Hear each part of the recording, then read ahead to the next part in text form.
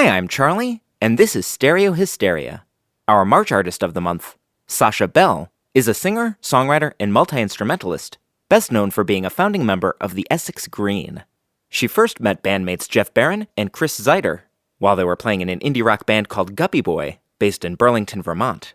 After relocating to Brooklyn, New York, Sasha, Jeff, and Chris formed the Essex Green in the late 1990s, and their melodic blend of pop songcraft and psychedelia quickly found favor with the Elephant Six Collective. During this time, Sasha and Jeff were also full-time members of the Ladybug Transistor, and members of both bands made contributions to Sasha's 2003 solo project under the name Finishing School. After the release of the 2006 Essex Green album Cannibal Sea, the band took an extended hiatus, which ended last year with the release of a fantastic record called Hardly Electronic. Stereo Hysteria spoke with Sasha last month, and we'll be hearing that conversation over the next hour. But we'll begin with a highlight from Hardly Electronic called The 710. In the summer of our content, I caught a ride on the 710. I hadn't moved my legs in a long time, and you were spent. You were spent. But you said, come on, come down to the house now. Come on, there's no one else around. Come on, there's always a way out. Secrecy, you and me. I spotted gold in the ruins of her bedroom. Are those the sheets that you fell on? Someone stole her silver service, but it's a fake. It's a fake. But you said, come on, come down to the house now. Come on, there's no one else around. Come on, there's always a way out. Secrecy, you and me.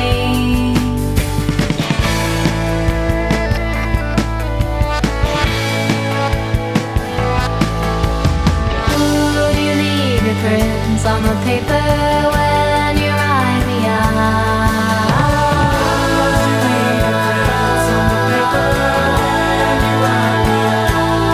Would you leave your prints on the paper when you write me out?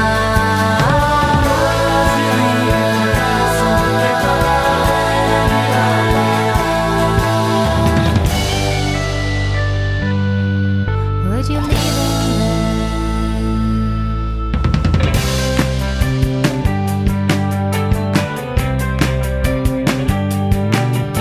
To think that it all came down to a memory she's going to use so fondly. I'd like to put that ring in its place. Miles high. But you said, come on, come down to the house now. Come on, there's no one else around. Come on, there's always a way out. Come on, there's always a way out. Come on, down to the house now. Come on, there's no one else around. Come on, there's always a way out. Come on, there's always a way out. Come on.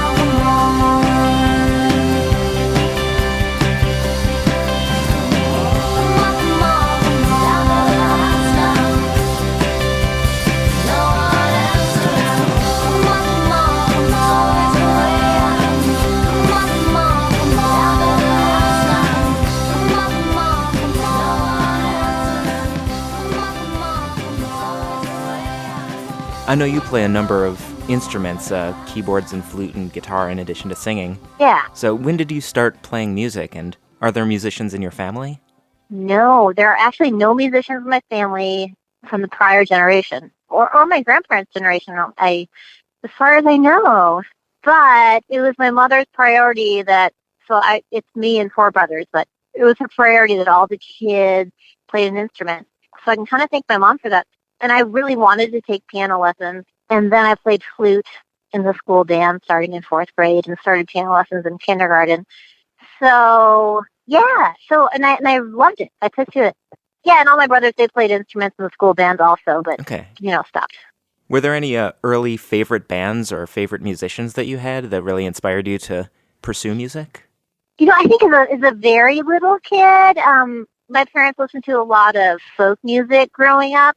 Mm-hmm. So, when I joined the tape club, I would get like Simon and Garfunkel and that kind of thing, even though we already had it. Like, I thought it'd be better for me to own a version of it on tape.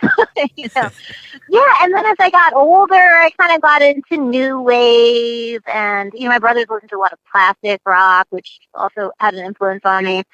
And living in upstate New York, that's kind of all there was at the time on the radio was classic rock radio. Sure. Unless you discovered maybe the college station in Albany, New York, which I didn't.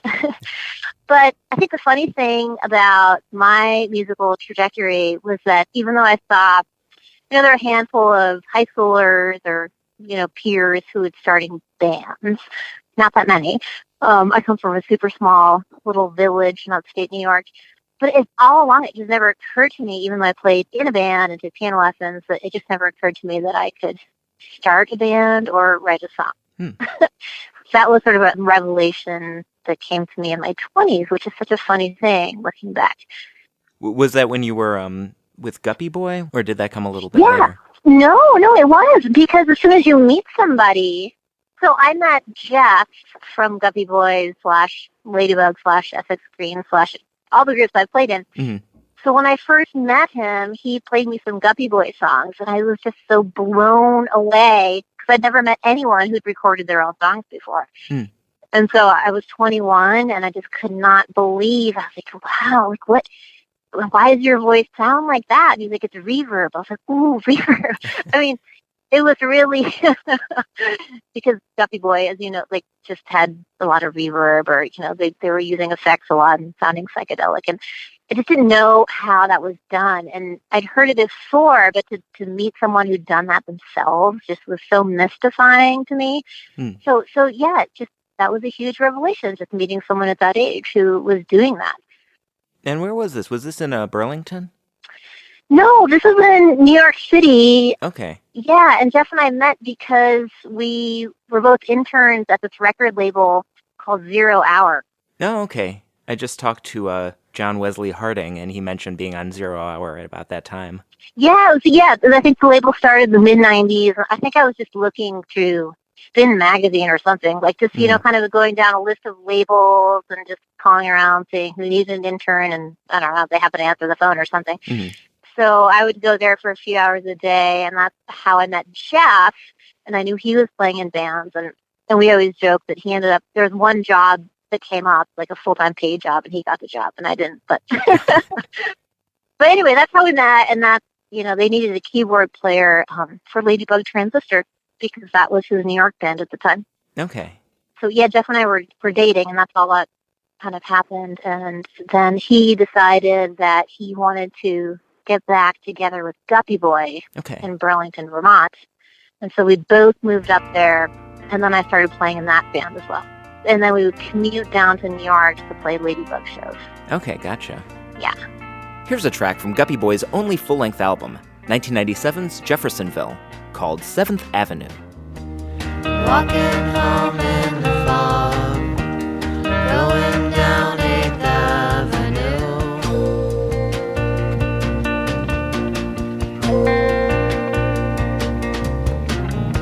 I'm coming home from a friend's. We just hung out on his stoop.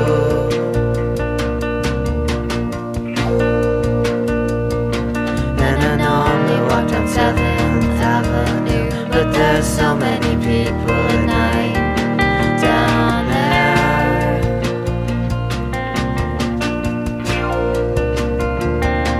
And I'm coming up to Flatbush, I can see the lights. I've got to cross the street into the night.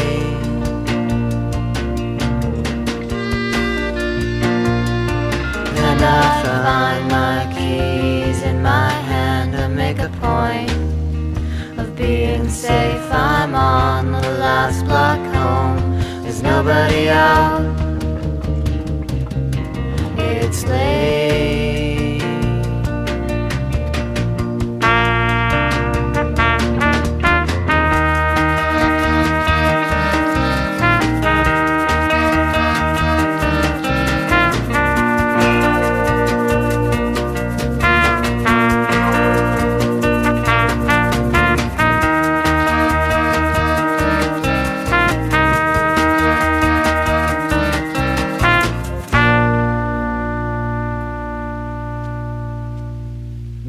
contributing songs to Guppyboy at this point? Not really, no. I mean, I was definitely writing songs. Okay. I just took to it immediately. I was like, oh, people can do this. Like, this is something people do. And just taught myself how to play guitar. And just, funnily enough, all the early songs I wrote were on guitar. Okay. Which I'm bad at. I'm very bad at guitar. But I was so hamstrung by having been classically trained at the piano that I found it very difficult to write songs on the keyboard. It just didn't come naturally. Yeah. Now, that's interesting, because it seems like in all of your songs, the keyboard parts are such a vital part of the construction. Oh, yeah. Then it totally changed. Something switched, and I was easily able to write on the keyboard. I think I just had to gain some sort of confidence. The whole trajectory has been about, I used to hate my voice. I was like, why am I bothering to sing? And it's just about, like, everything else in life, and it's just all about confidence. So when did Guppyboy sort of transition into the Essex Green? And when that happened, did you have, like, a defined idea of how that band would differ, or what the Essex Green was going to sound like? I don't think there was a defined idea about, I guess, just to rewind a little bit. Zach Ward was one of the members of Guppyboy, and the transition from Guppyboy to Essex Green really happened when we all decided to move back to New York. Okay.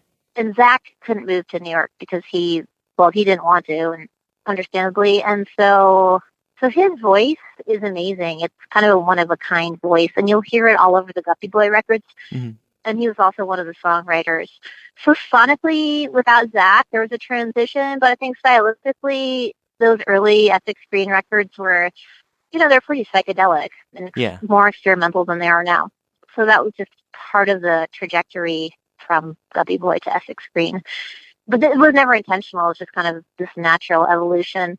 And I think the name change was just those guys decided that, I don't know, Guppyboy was what Jeff's grandmother used to call him as a kid. And he's like, I don't like that name anymore. I think it's cool, but I think we should just change our name.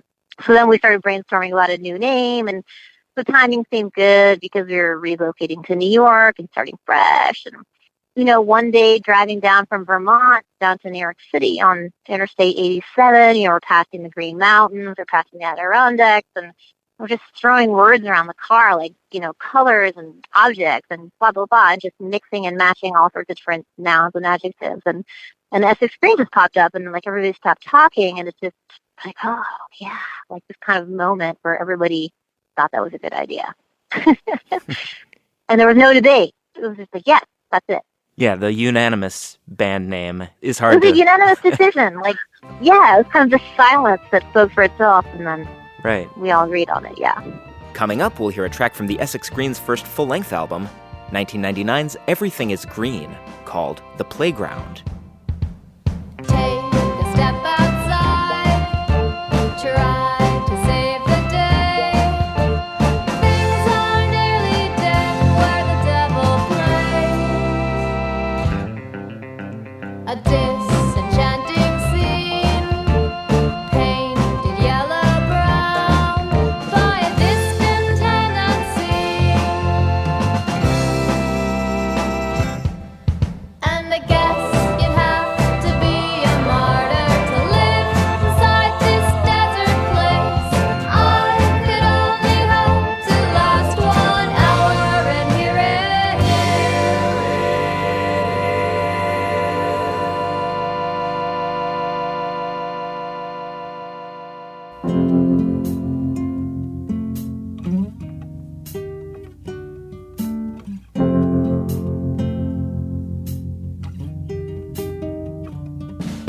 The sun is beating down, stronger than I've ever known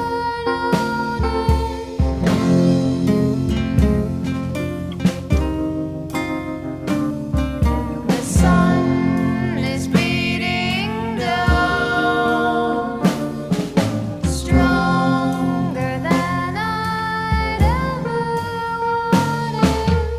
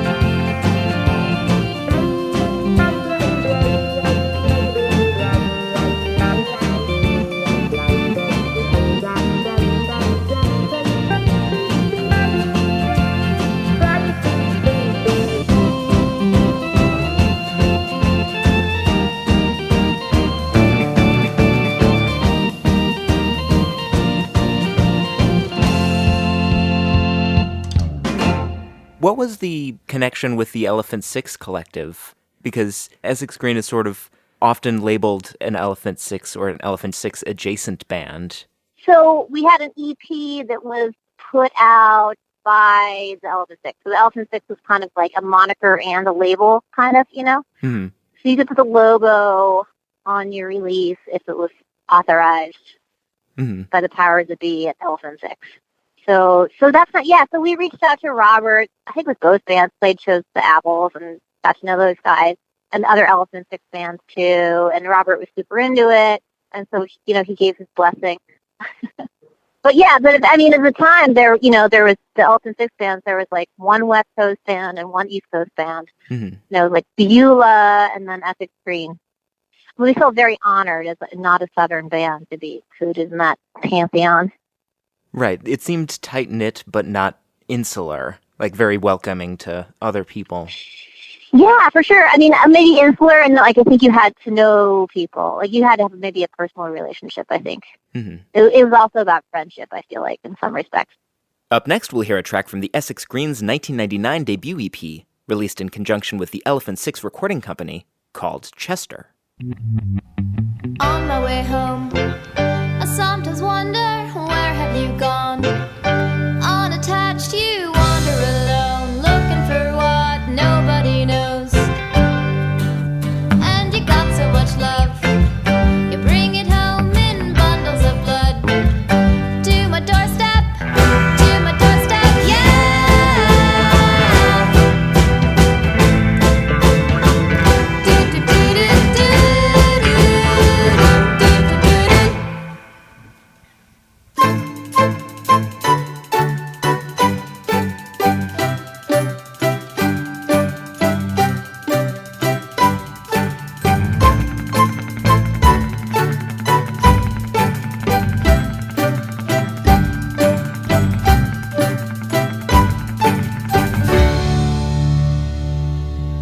Well, it's a funny world out there when you're praying from your lair. Yeah, it's a funny world out there.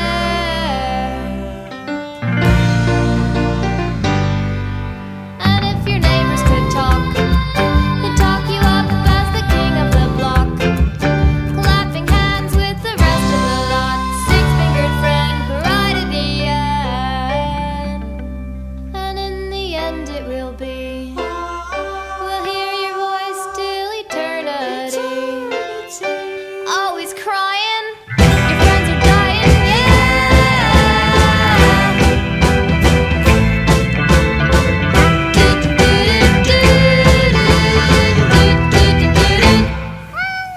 So towards the beginning, you and Jeff were in both the Essex Green and the Ladybug Transistor. It didn't seem like one of them was the side project to the other one. They seemed like the projects were on equal footing and maybe symbiotic. They were very symbiotic. We had a two-member crossover. But at the time, I mean, Ladybug was kind of its own thing in the New York, Brooklyn, well, there wasn't a Brooklyn music scene, but in the music scene, Ladybug was kind of an interesting phenomenon because you're playing this kind of strange, quirky, jerky, orchestral pop music, not as slick and smooth as Belle and Sebastian, but doing our own kind of weird thing in the heyday of indie rock. Right. So we definitely stood out in terms of that, and we were doing super well. I mean, we were doing like amazing tours and getting lots of cool opportunities, and not big by any means, but just we had a following and we were doing really well. And so when Essex Green kind of showed up on the scene in New York, I mean, just as much time was devoted to Essex Green as well, but we were definitely more of like a obscure, weird thing on the side, I would say, at that time anyway. And so then getting on Merge with Essex Green was like, what? Like, it felt like winning the lottery twice. When did the Essex Green get signed to Merge? Did that sort of catapult you into the next level? Yeah, it really did. So with The Long Goodbye, that's the first record Merge put out. And yeah, that was transformational. Absolutely. Yeah. Yeah, I mean, suddenly we were playing shows in Europe with, lines around the block. It's just kind of one of those things. Like, now that we were huge, we were like, oh, wow, people are super into this record, and this show is sold out, and like, holy, wow. It was a big surprise. Yeah, I mean, Merge just, it has its own kind of built-in audience. Mm-hmm. People who listen to the releases from that label, it has a well-earned cachet and a lot of respect. And Yeah. that was a huge boost, definitely. Here's a song from the Essex Green's first release on Merge Records, 2003's The Long Goodbye, called The Late Great Cassiopia.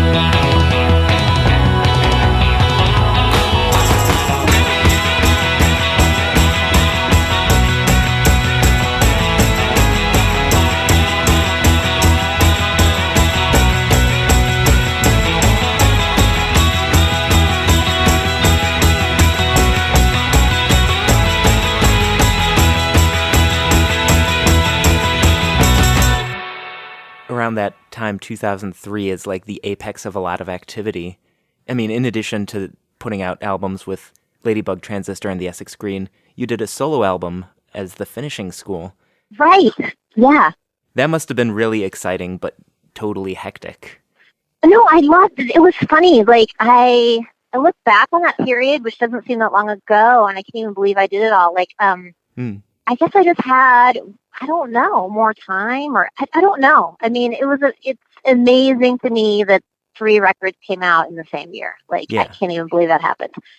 And I think that was the year I kind of decided to see if I could just make a go of it, just kind of surviving by playing music, which just means paying your rent and utilities.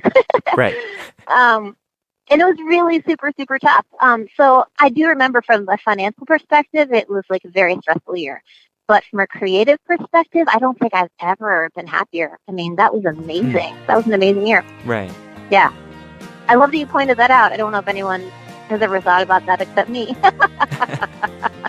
I appreciate that. Up next, we'll hear the title track from the only album by Sasha's solo project, Finishing School, 2003's Destination Girl. Hypothetically, could you see some good in me? I feel like somebody you and even look at.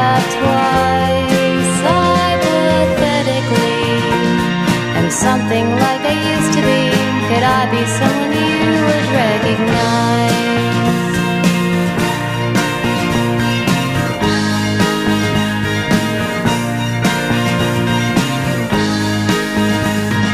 All this walking, driving, flying, my flag unfurled. The future's you and I'm arriving. Round your finger uncurled. Round your finger uncurled. Confidently using words like us and we, there must be some things that are never gonna change. So intently looking for what used to be, missing all the beauty of the way things rearrange.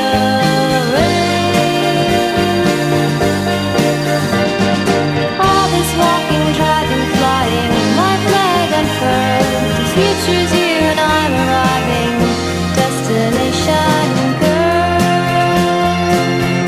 destination girl,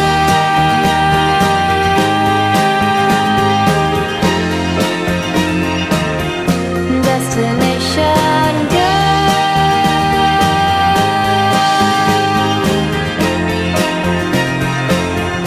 destination girl.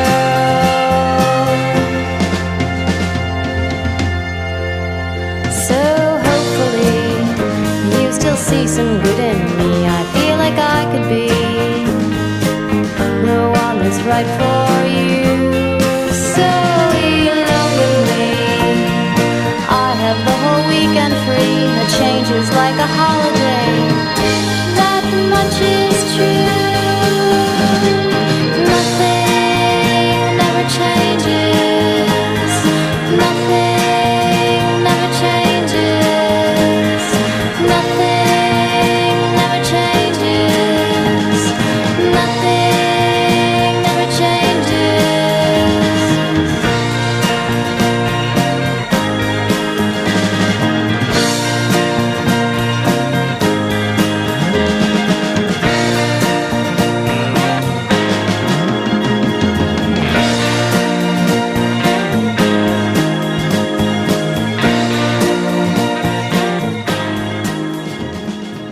Like when you were writing songs for different projects, were you writing two different projects, or were you earmarking songs for different groups or projects? I think there were just so many songs. That's like all I did was just write songs. Mm-hmm. So I think that it just happened that like whatever songs are ready at the time went to a certain project. Okay. Because they're not all that different from each other, really. It's more like in the production or, Right. And I think there are members of Essex Green and Ladybug Transistor who play on the Finishing School album, so... Yeah, definitely. Jeff plays guitar and Son played drums. So yeah, it seemed like just a very tight-knit community. Wasn't Marlborough Farms like the communal living space and recording studio? Yeah, absolutely. So I think in 2003, all three of actually I'm not sure. I'm trying to remember now of Long Goodbye. I think a lot of Long Goodbye, was recorded at Marlborough Farms, and certainly the Ladybug record and all the basic tracks for the Finishing School were recorded there. Yeah, there was kind of this heyday couple of years at Marlborough Farms where we all lived together, and, that was like the Albemarle Sound era for Ladybug Transistor. Yeah, it was kind of crazy. There were two couples, and within those two couples, there was a brother and sister, Jeff and Jennifer. Mm-hmm. And we were all living together under one roof with other multiple roommates, and with a studio in the basement. And I think that was part of the productivity. It was just like you're surrounded by people making music. It was awesome. It was, and not only were you making music, you're just constantly listening to music and discovering music and going out and seeing music. And yeah, I look back on that time like just so amazing, just so amazing. From the Ladybug Transistor's 2003 self-titled album, here's a track called The Places You'll Call Home. I locked up all the open doors, shut the window on the sky, the pouring rain, and I took the south wind out. Driving through the night with a passenger beside, and he laughs at the charm of this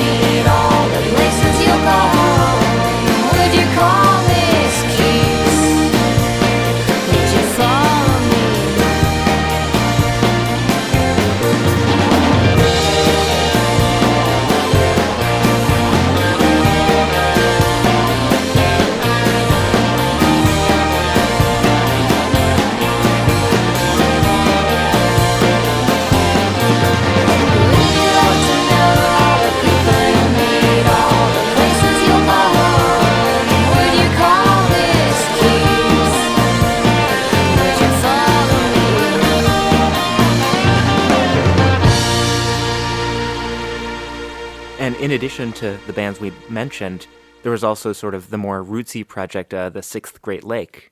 Right, and so that kind of transpired because I mentioned Zach Ward, who was back in Vermont, also a songwriter with his amazing, unique voice. We missed playing with him, and Mike Barrett, who had played in the early Essex Green records, and then didn't play with us on Lullaby. But yeah, it was a way for us all to get back together.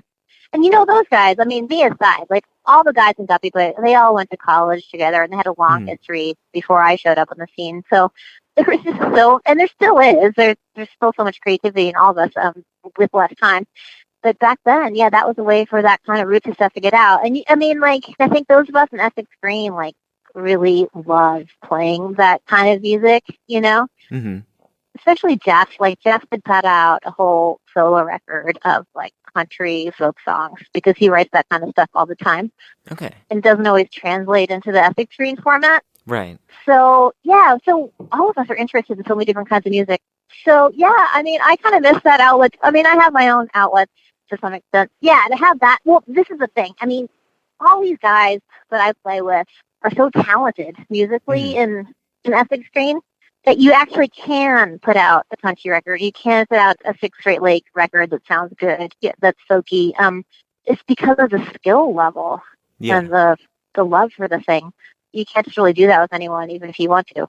From the first album by the Sixth Great Lake, 2001's Up the Country, here's a song called Across the Northern Border. Call on your heartstrings when the sun comes up. The valley is a sight to see, how far we've learned to run. And all the eye can see was never meant to die. The season's finished just as we've begun. Across the northern border, over every county line, the faces on the mountain.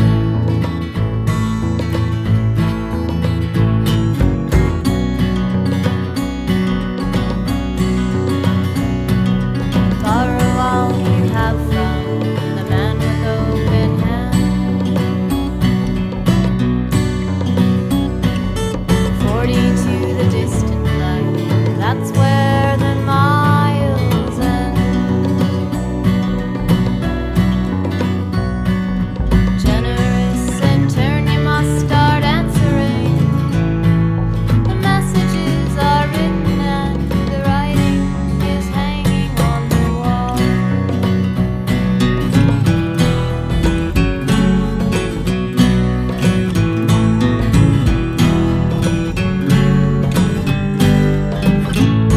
Across the northern border, over every county line, you're running from the feeling, following the river till the ocean turns away. It's got you looking backward. Across the northern border, over every county line, faces on the mountain.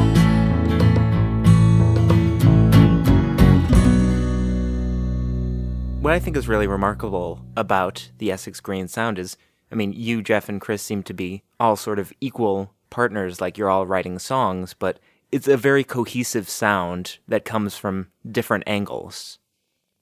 Well, that's what I'm always amazed by. I mean, I'm always waiting for some review that's like, this is the most disjointed, weird record I've ever heard. But but usually the end product isn't that, even with three songwriters.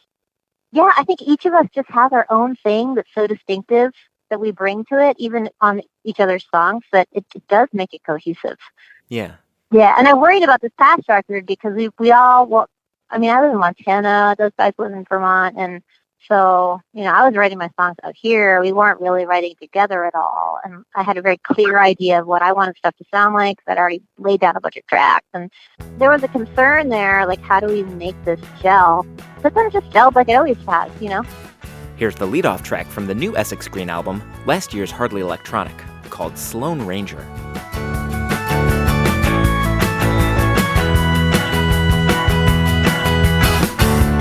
Pack it up.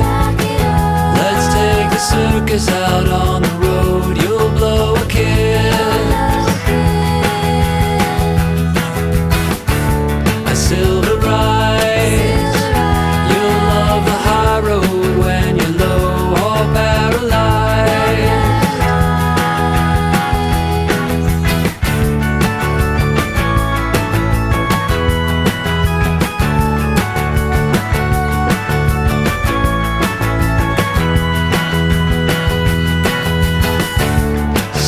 stepping stone. No gather moss when you're on the go. You'll sweep the town. Goodbye Kensington. Goodbye Sloane Ranger. Will you ever miss it when you're gone? Hey, hey, it's alright. Weep no more, my lady. Will you ever miss it when you're gone?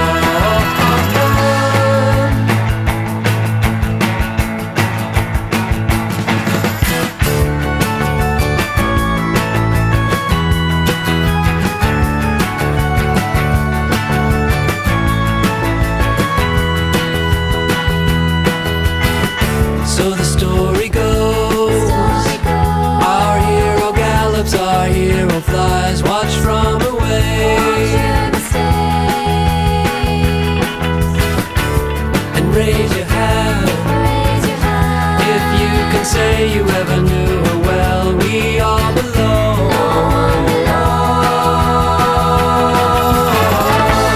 Goodbye Kensington. Goodbye Sloane Ranger. Will you ever miss it when you're gone? Hey, hey, it's alright. Weep no more, my lady. Will you ever miss it when you're gone?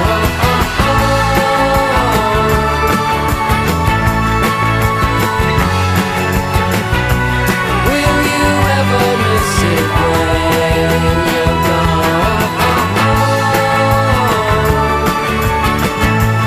It's alright. Will you ever miss it when you're gone?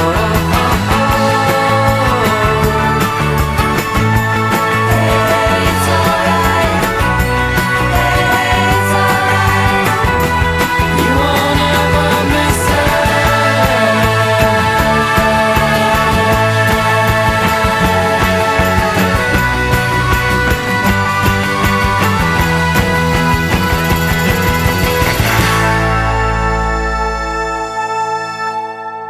I would like to ask about the hiatus, because between the release of Cannibal Sea in 2006 and last year's Hardly Electronic, it was kind of radio silence, and there's an awful lot of life that can happen in 12 years, but could you briefly describe what you, Jeff, and Chris were up to in between?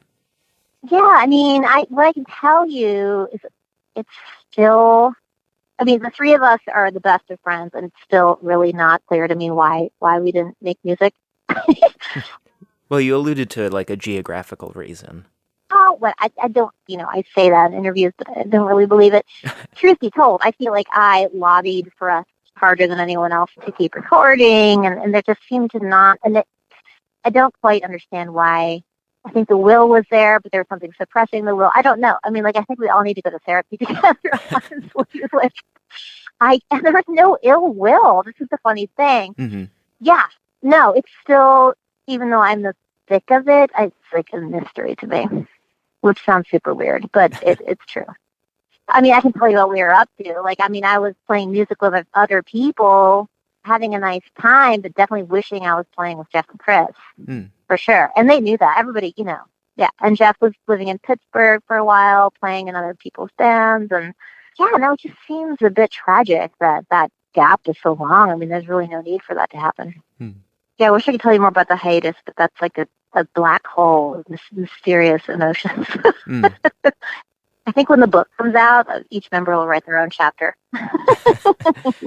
The wilderness years. The wilderness years, which they kind of are in a lot of ways, actually. But yeah, you can call it that. When the album came out, I was shocked that it just sounded like you picked up right where you left off. Yeah. I mean, it kind of did. I mean, we weren't like hell-bent on changing our sound or anything like that. I mean, we have our styles, and if you can keep the same style and still grow, and I don't know, like lyrically, there's always something new to say. Yeah, so I've been trying not to feel sad about the time that elapsed and just be happy that we're playing music again. But yeah, I definitely was actually really sad. I mean, for sure. It was a bit of a grieving period for me, especially not understanding, Right. But you were still writing songs in all of that time?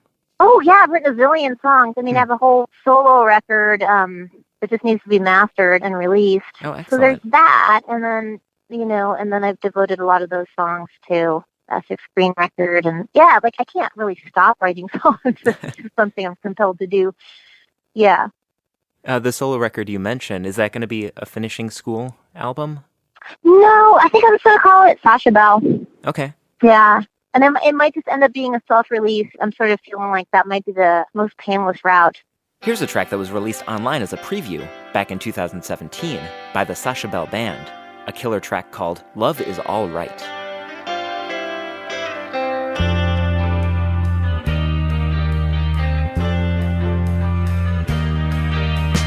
There she goes now.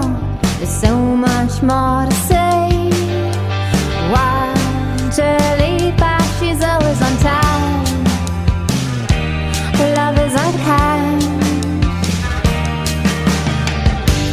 On the corner, staring at the sky, we'll keep your chin up. Love is alright.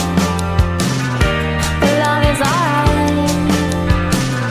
No need for reminders. Don't let the springtime of your life pass you by.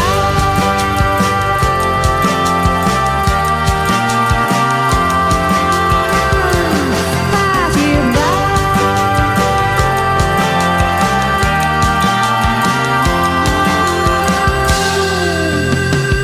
Isn't she a sweet thing?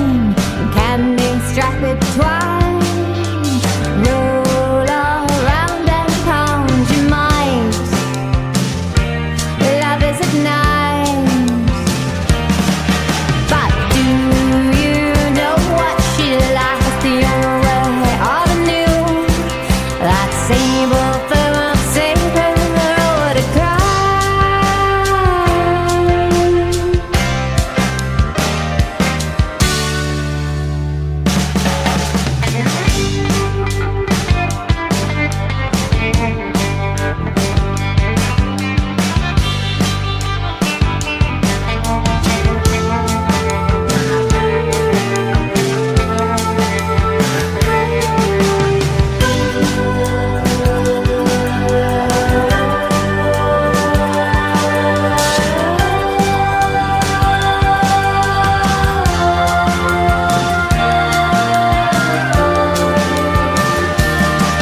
But do you know what she likes? The old red or the new?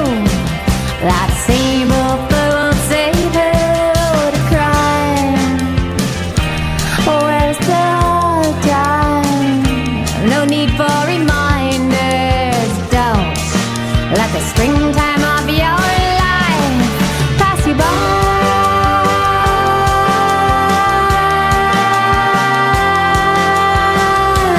Pass you by.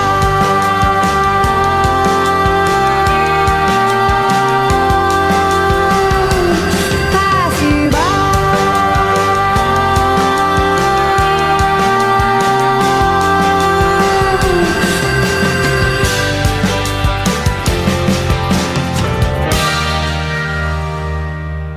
Being sort of gone from the industry, so to speak, for about a decade, did you notice any sort of changes in the way things are done? Yeah, no, there were some profound changes. Luckily, our booking agent of yore, he's a friend, and he decided, he didn't drop us. He's like, sure, I'll book your tours for you. But we had to find a new European booking agent. Mm-hmm. And it's tricky because, obviously social media is all important these days. So the first thing they ask are for your Facebook numbers and your Instagram numbers, which they can see. Mm-hmm. And then they ask for your Spotify numbers and all this stuff. And if you've not been socially media active as a band for all that time, there's really not much to show. So it's kind of this horrifying revelation you have. You're like, no, I have like 500 followers. And like...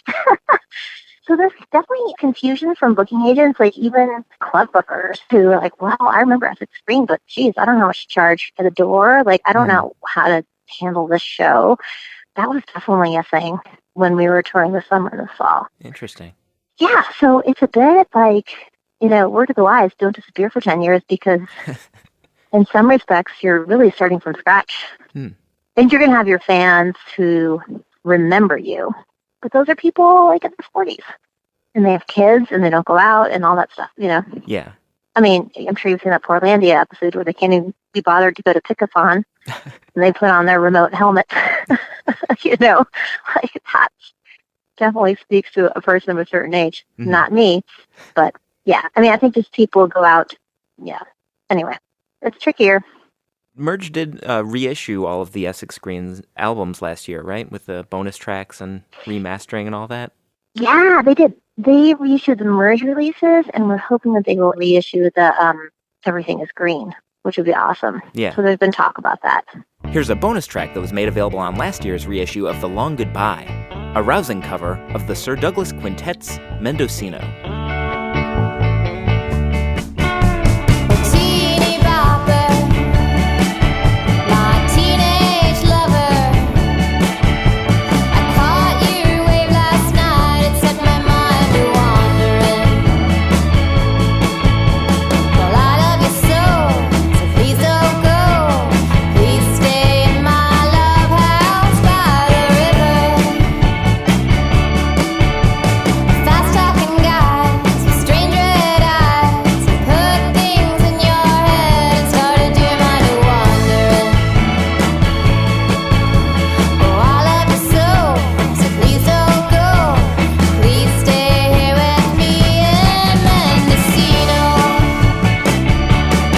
Oh, Mendocino, Mendocino, where lies such a groove it blows your mind every morning. We used to walk through the park, make love along the way in Mendocino.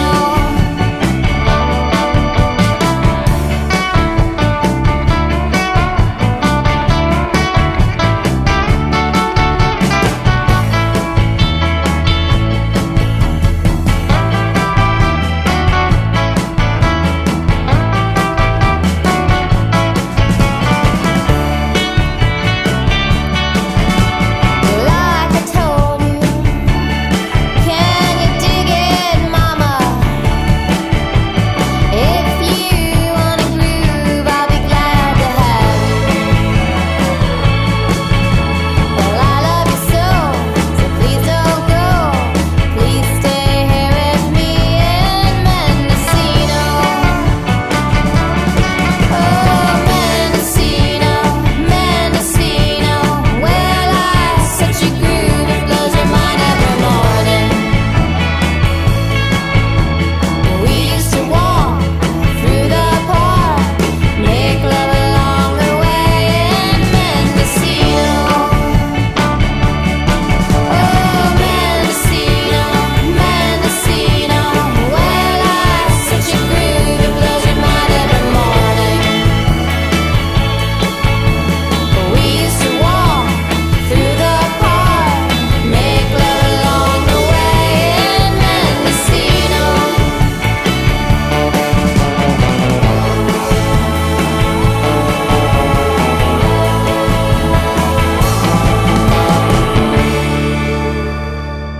Are there any 2019 plans that you have that you could share?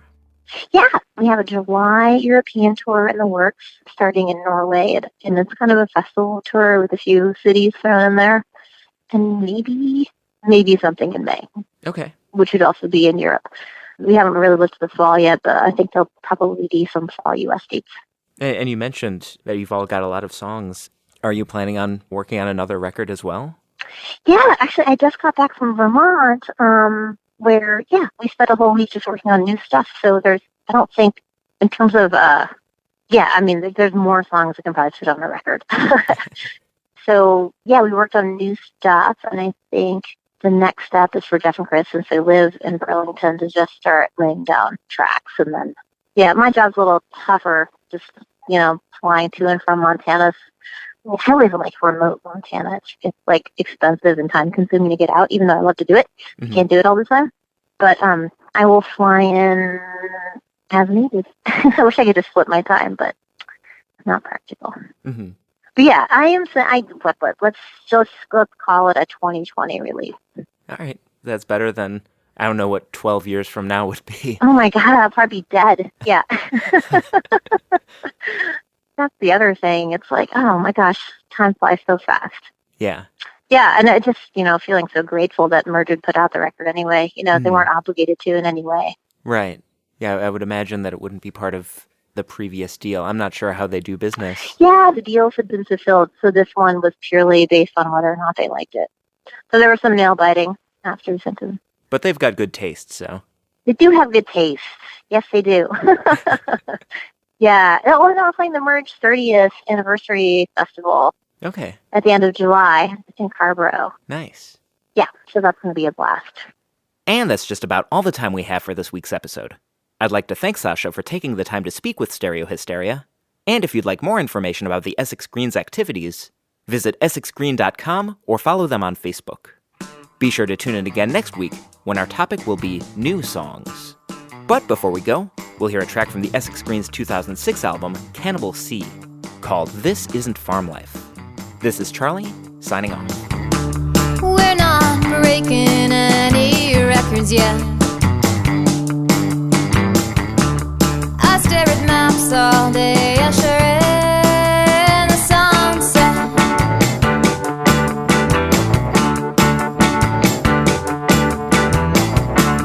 I read the news with all its angles bent.